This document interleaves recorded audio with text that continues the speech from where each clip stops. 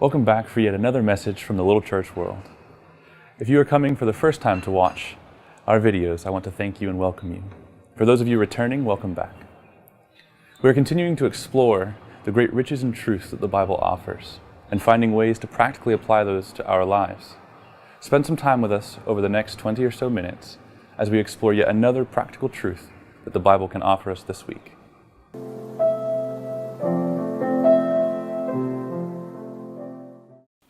Welcome to another message from the Little Church world, where we are continuing our series looking at critical contemporary issues in order to provide Christian responses. This week, I want to talk about social media and the internet. These two developments may not immediately appear to fit into any category of our controversies. However, have you ever stopped to wonder what sort of effect the internet or social media can have on you personally or on your walk with God? Or what about whether the internet or social media causes concern for society in general? Maybe you haven't given it much thought, or don't believe that there is cause for concern. However, this is what we will be looking at today.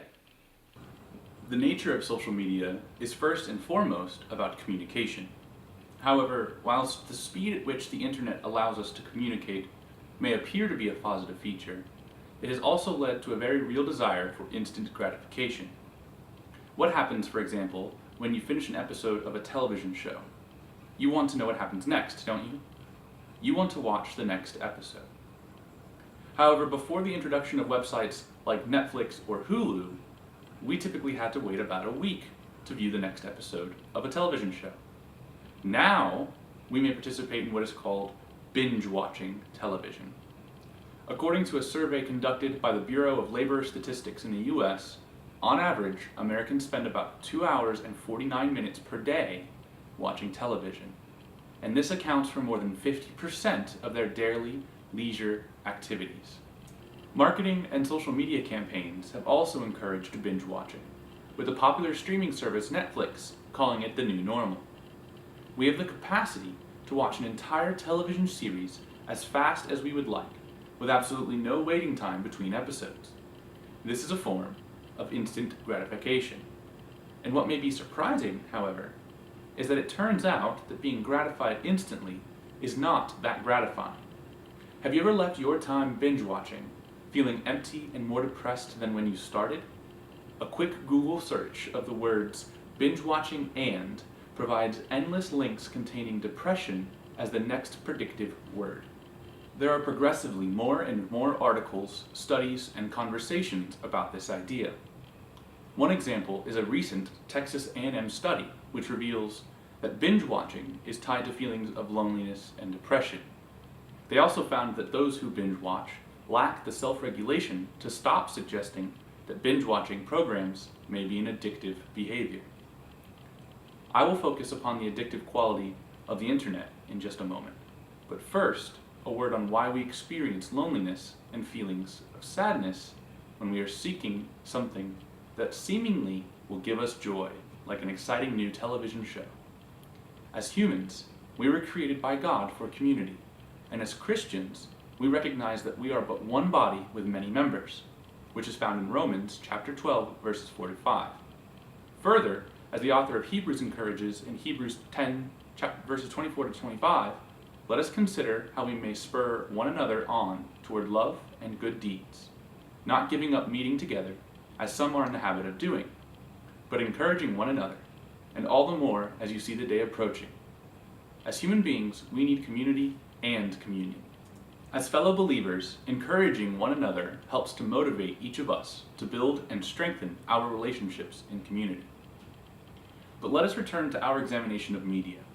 When watching television in our contemporary, fast-paced environment, and as episode after episode and hour after hour goes by, it does so with us in isolation, even if you are watching television with other people. While watching, are you actually communicating with your family members or friends around you? How are you developing your relationships and building one another up? You may discuss the show together after it has finished, but the quality of communion should be intentional instead of passive. Having little to discuss other than a TV show can very much be a ploy of the enemy to keep our attention on matters of the world rather than kingdom issues.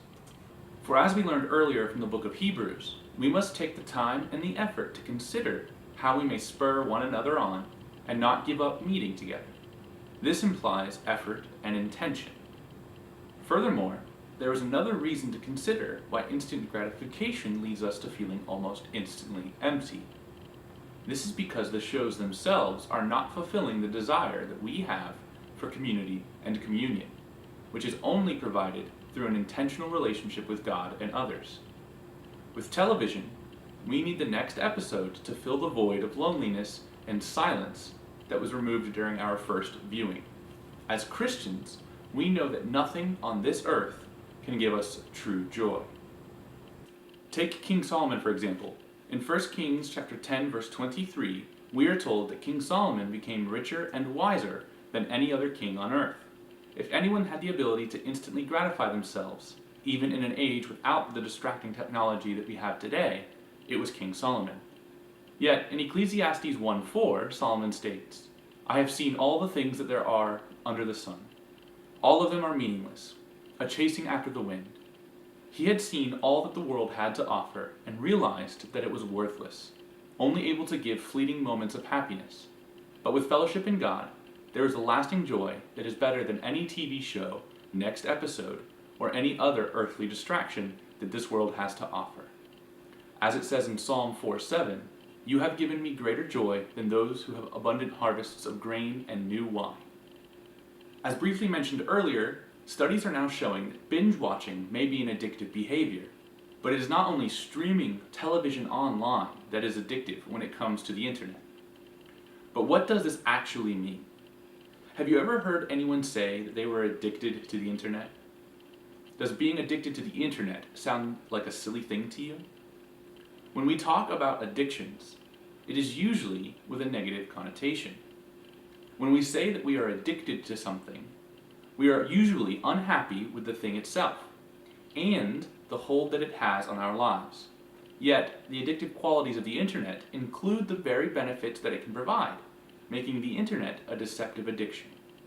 These are the dangerous and blurred lines of media in this day and age. And further, with the advent of the internationally connected World Wide Web, we can be connected to anyone and anything, anywhere, at any time. Further, knowledge is now at our fingertips, everywhere we go, especially with smartphone technology. For example, has anyone ever asked you a question that you do not know the answer to? What was your first instinct? Was it to Google the answer? How many times have you panicked when you realized that you had forgotten your phone? Or when was the last time that you went an entire train, bus, or car journey without using your phone or looking on your social media accounts? Does that not tell you something about the hold that the internet has on our lives? It has infiltrated our lives to the extent that we can hardly think on our own without first consulting the internet and Google. We are hardly able to exist without using our phone or looking at Facebook. We are driven by the impulse to check our news feeds or look up new apps. We are addicted without recognizing our addiction. Further, addiction is the enemy of devotion, because anything that is allowed to take our time and heart away from seeking God is a hindrance and blockage to our faith. As said in Matthew 6:24, no one can serve two masters. Either you will hate the one and love the other, or you will be devoted to the one and despise the other. We as Christians should take the time to evaluate our motivations when it comes to the amount of time that we spend on the internet and social media. If it is more important to us than God, then who or what are we serving?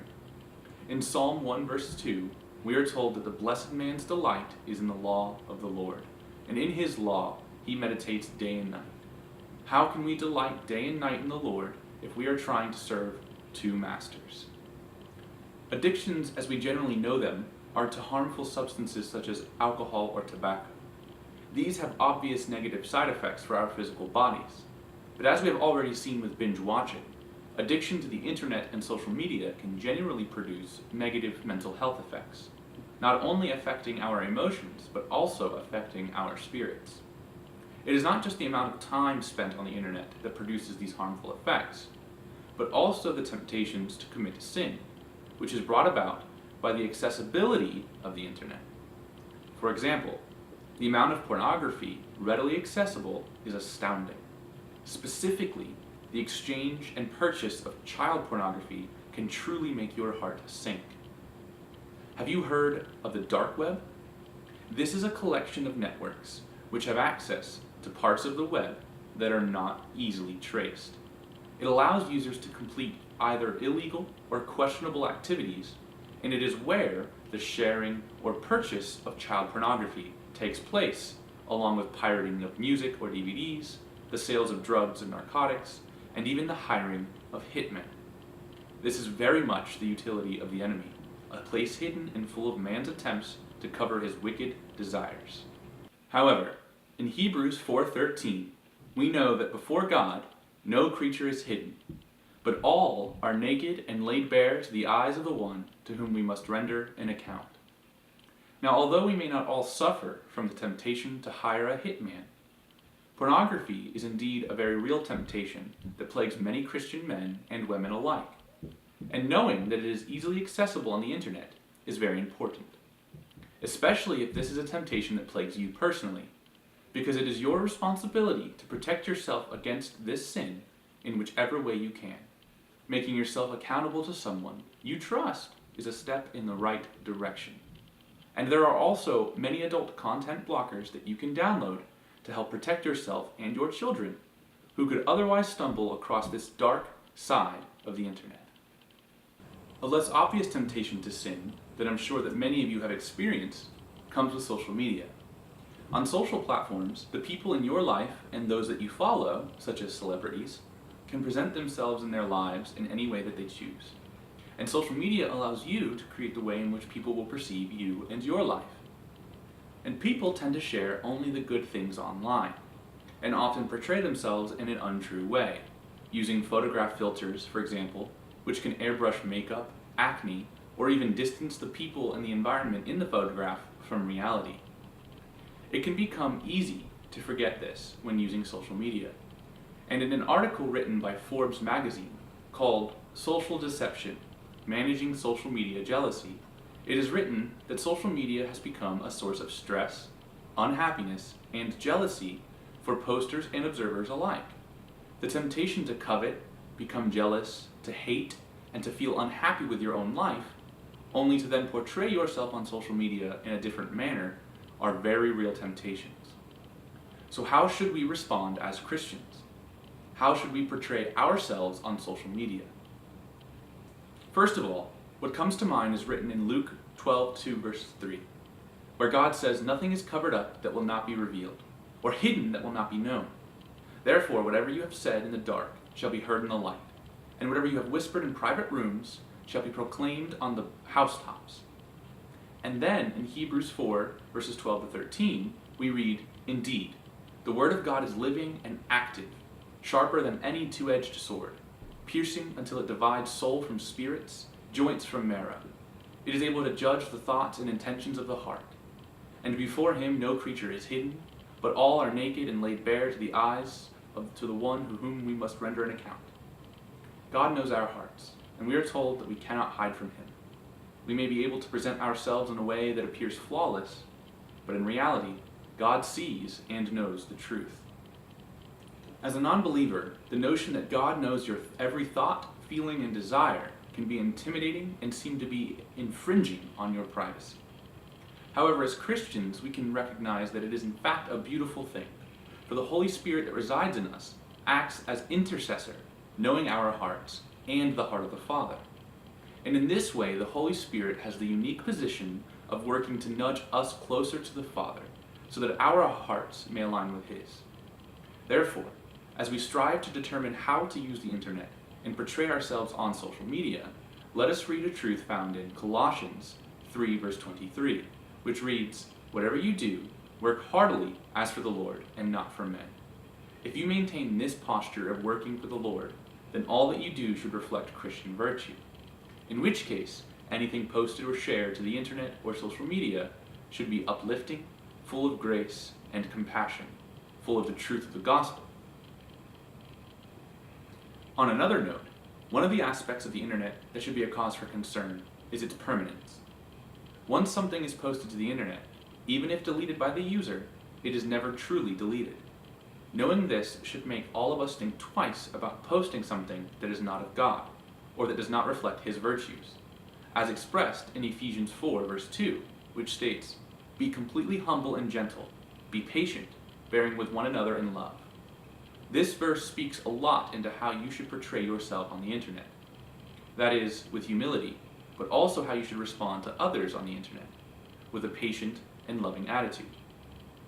Also remember that no matter how perfect or flawless someone portrays themselves on the internet, their lives are not perfect. They are just people like you and I who need God's love and grace. It may seem, from all that I have said, that there isn't much good found in social media or on the internet, when in truth they offer some wonderful benefits, such as being able to speak to and even see our loved ones who live apart from us, or reconnecting with people from our past with whom we have lost touch. Like most things, social media and the internet, at their core, are not inherently evil. However, we need to treat the internet like anything else and use it responsibly. We need to be aware of the different temptations that we may face, and we need to strive for virtue, to live a life that reflects Christ. Does your use of the internet, your search history, or your comments on other people's social media posts, or the photos that you share or like on Instagram, do these things reflect Christ or your human nature? Do your actions reflect the truth that God sees your heart and that nothing is hidden? Is your time spent in such a way that He is glorified, or in such a way that you are satisfied? I pray that I have provided something for you to truly consider and reflect upon. And if you would like to discuss any of the topics mentioned today, please feel free to contact us here at the Little Church World by emailing us at goodnews@thelittlechurchworld.org, or even by commenting on this video, which you will find posted on our Facebook page shortly. I pray that you have a great week, and I hope that you join us next week for another message from the Little Church World. Although the message is ended, I would like to urge you to spend some time this week thinking about what you've just heard and trying to find a way to apply it to your life. If you are a new believer or a Christian, I also suggest that you try to reach out to another friend or family member that you know that is a Christian, that you can also ask them your questions and connect with them. If you do not have anyone in your life like this, please feel free to email us at goodnews@thelittlechurchworld.org, and we would be more than happy to connect with you. Join us again next week for another message from the Little Church World.